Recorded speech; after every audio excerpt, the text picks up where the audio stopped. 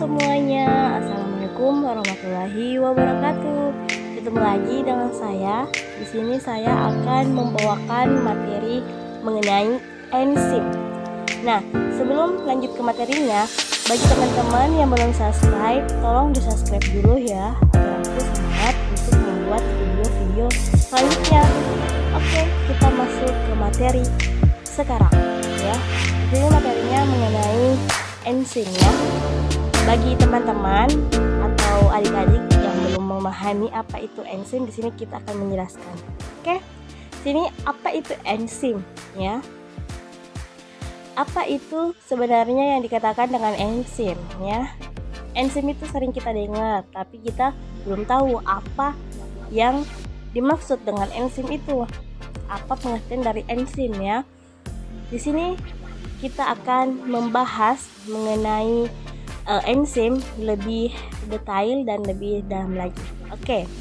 Di sini ada enzim. Kata enzim itu berasal dari bahasa Yunani, enzima, yang berarti di dalam sel. Ya. Tahun 1978, Wilhelm Koene yang merupakan psikolog asal Jerman mendeskripsikan enzim sebagai proses. Kemudian, istilah enzim itu digunakan menjadi biokatalisator ya, yang berfungsi untuk mempercepat reaksi biologis tanpa ikut bereaksi. Sederhananya, enzim adalah katalis yang membantu percepatan reaksi biologis ya. Jadi di sini ada yang perlu kita tandai, yaitu biokatalisator dan juga katalis. Nah, ada dua ya kan di sini. Jadi apa itu biokatalisator dan apa itu katalis? Nah, di sini kita akan menjelaskan lagi lebih detail mengenai hal tersebut. Ya, oke. Di sini ada biokatalisator. Apa itu biokatalisator? Nah, biokatalisator itu adalah zat yang berfungsi mempercepat reaksi tanpa ikut bereaksi dalam metabolisme. Ya kan di sini ada biokatalisator itu zat yang memang berfungsi mempercepat reaksi dalam metabolisme. Selanjutnya ada katalis. Katalis adalah suatu zat yang mempercepat laju reaksi kimia pada suhu tertentu tanpa mengalami perubahan atau terpakai oleh reaksi itu sendiri. Di sini kita lihat pada katalis. Katalisisnya, suatu katalis berperan dalam reaksi, tetapi bukan sebagai pereaksi ataupun sebagai produknya. Gitu loh ya. Jadi di sini harus kita ingat apa itu biokatalisator, apa itu katalis ya. Oke, next. Di sini kita akan membahas tentang struktur enzim. Ya, struktur enzim itu bagaimana sih sebenarnya ya kan? Muncul banyak pertanyaan di sini. Apa itu struktur dari enzim ya? Oke, di sini struktur enzim itu sebenarnya struktur yang mudah untuk dipahami jika benar-benar kita ingin menguasai dari materi itu. Oke, struktur enzim. Enzim itu tersusun atas dua bagian ya kan? Ada apoenzim dan ada gugus prostetik. Apoenzim itu apa? Apoenzim itu merupakan enzim yang tersusun dari protein. Jadi protein itu yang banyak itu merupakan enzim, karena enzim termasuk dalam susunan dari protein itu ya kan? Terus ada gugus prostetik. Nah, di sini gugus prostetik itu juga ada beberapa pengertiannya. Nah, kita juga menjelaskan apoenzim. Jadi apoenzim adalah jenis yang paling mendominasi dari semua struktur enzim yang ada. Sifatnya yang labil menjadi mudah berubah apabila dipengaruhi suhu dan pH-nya. Sementara gugus prostetik adalah enzim yang tersusun dari non-protein.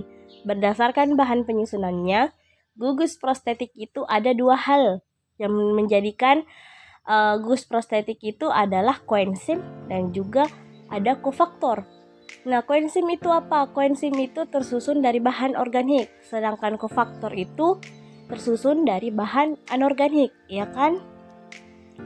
Koenzim tugasnya itu memindahkan zat kimia dari satu enzim ke enzim lain. Contohnya FADH, NHDH, dan vitamin B. Terus kofaktor itu fungsinya apa? Nah, kofaktor itu tersusun dari bahan anorganik, ya kan? Nah, contohnya kalor dan kalsium yang mengoptimalkan enzim vitalin dalam menguraikan molekul gula kompleks, ya. Jadi kita bisa membedakan dari sifat itu. Selanjutnya ada sifat enzim. Apa sih sifat enzim sebenarnya? Nah, kita juga harus paham mengenai apa itu sifat enzim. Jadi apa itu enzim, ya? Kita di sini melihat pengertian enzim. Jadi enzim itu merupakan biokatalisator. Seperti dalam pengertiannya, enzim itu bersifat biokatalisator. Berarti dia hanya mengubah kecepatan reaksi dengan menurunkan energi aktivitasnya.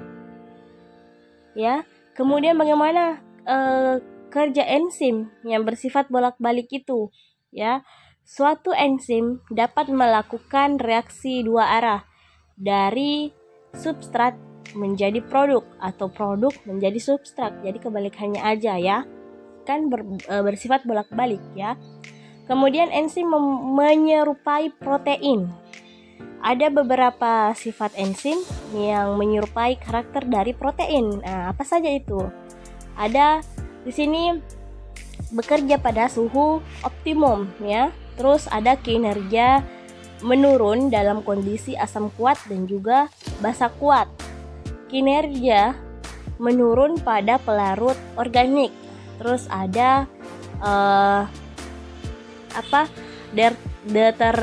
terdenaturasi pada suhu panas, dan juga dipengaruhi oleh aktivator, ya, pemicu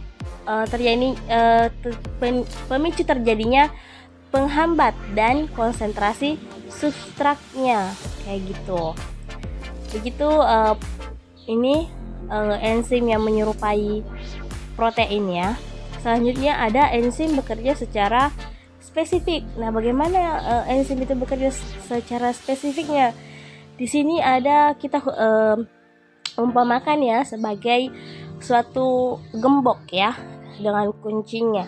Ini di sini ada enzim bekerja secara spesifik. Kita bisa lihat dari gambar ini. Jadi perumpamaannya itu adalah gembok dengan kuncinya, ya.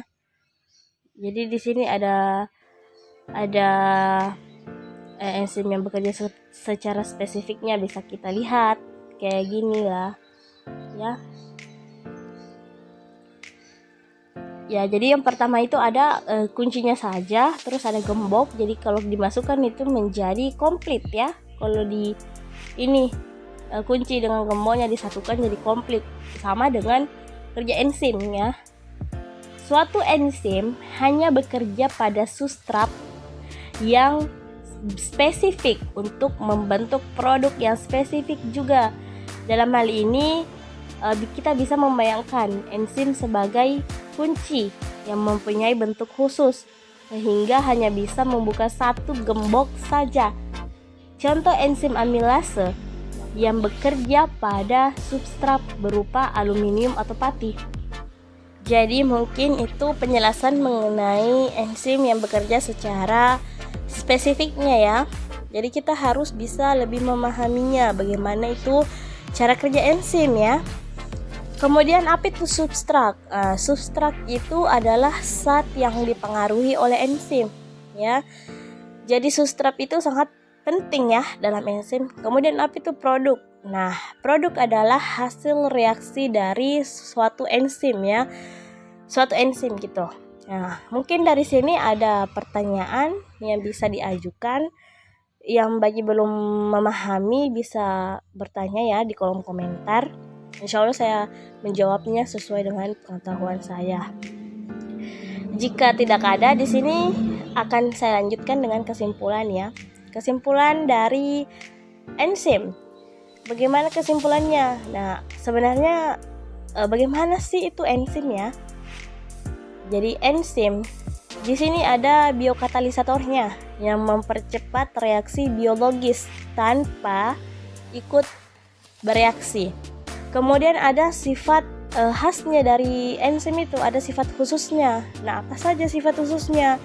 Sifat khusus enzim itu yang pertama biokatalisator.